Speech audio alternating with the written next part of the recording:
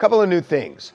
There is a new video on Ring's Neighbors app, which is really interesting to authorities in this investigation. We spoke with a high-up official in this investigation who said they are, and this is a quote, absolutely looking at this video. It shows a man skulking around the front porch of a house 8 days before the Nancy Guthrie kidnapping. It is. Guys, thank you so much for joining me. John Soto, this is SotoCast. This video just came out. TMZ has just got their hands on it. It's literally minutes old. Putting this out now right away. Take a look at it, and then we'll see what we think.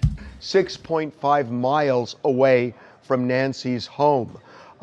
Interestingly, this man, we blurred his face, but he has a goatee and a mustache.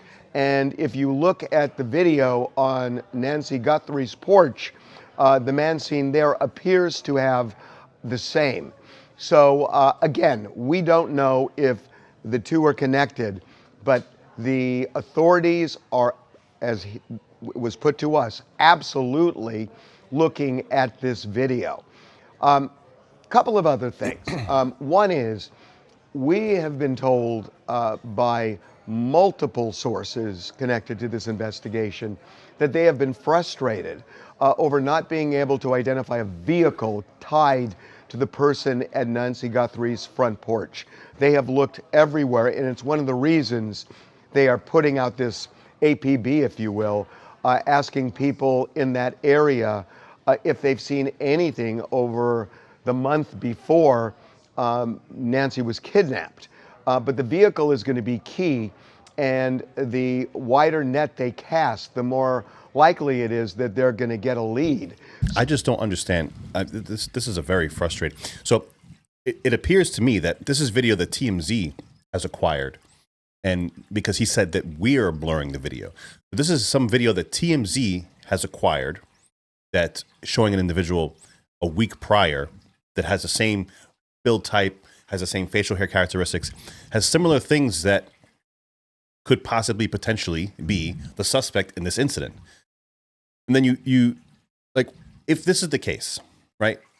I don't understand why, or this wouldn't be a big deal if the law enforcement community would not put this up and essentially say, this is not a suspect, put it on as a potential witness. Police departments do this all the time. This individual is a potential witness, and we would like to speak to them. We would like to get some information about them. You don't have to say they're a suspect. You don't have to say that they did anything wrong. You just have to say that they're in the geographical area within a time frame that interests them, and they could potentially have some information. Why is this individual's image not out immediately? Why are we 2 weeks into this? And it's very frustrating, as you can tell.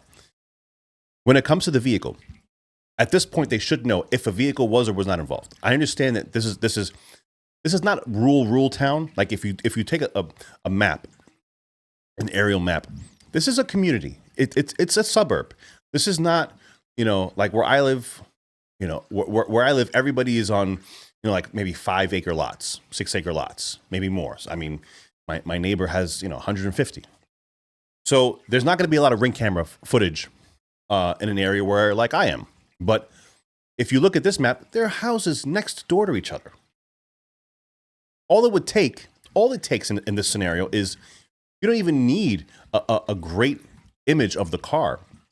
You just need, at the time frame in which this incident took place, you need a headlight, and then you track it and you follow it and you do what you need to do in order to follow that car, follow those headlights until you get to a point where it does get into either a more densely populated area, or it gets to an area where maybe you have traffic cameras, or maybe you have, any type of other surveillance that could potentially give you a better description of the vehicle. You don't need the money shot right away, right out of the gate. There are also other, like I said in the previous video, there's cell tower data. There's a lot of information that's out there that is at their fingertips, is at their disposal, and it doesn't seem like they're utilizing it properly. I don't understand how this is still going on. With the only way that I could see this potentially being and dragging on as long as it can is if, you know, if somebody local took her and pretty much just put her in the back somewhere and they haven't found her. That's I can't see how somebody could potentially in this day and age in a neighborhood like that get away and just be completely undetectable. I don't know. Seems very odd. Very, very odd to me.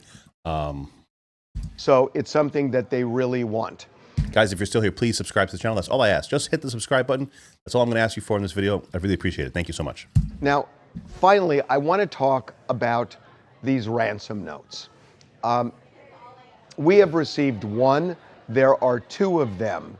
And it is now going on 2 weeks since Nancy's kidnapping.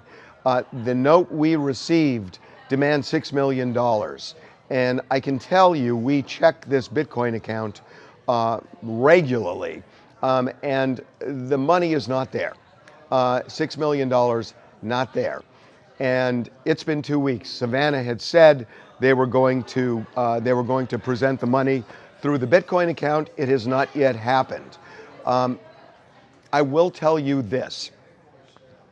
I know, and when I say I know, I am positive that authorities, including the FBI, are vitally interested in that ransom note.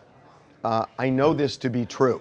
And I can't say the specifics because I promised I wouldn't, but I can tell you they are absolutely still vitally interested in this ransom note.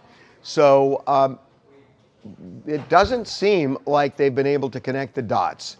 And again, we have received 2 emails from somebody who says he knows who the kidnapper is, but he wants a Bitcoin because he says he needs the money because he's going to have to lay low for a while and because he fears retaliation. And he said he also just doesn't want to be called a rat. So in a scenario like this, right, with that information that he's given, again, this is obviously, if this is true, that then takes you to the point where possible cartel situation. So now, if you are needing that money, obviously it's somebody that's part of the crime, right? It's somebody that's or associated, or you know, in the realm or in the inner circle or in the outer circle of people that are committing this crime, and he wants a way out. That's very viable. If that is the case, then it's possibly a cartel or some sort of organized crime or gang individuals that have done this.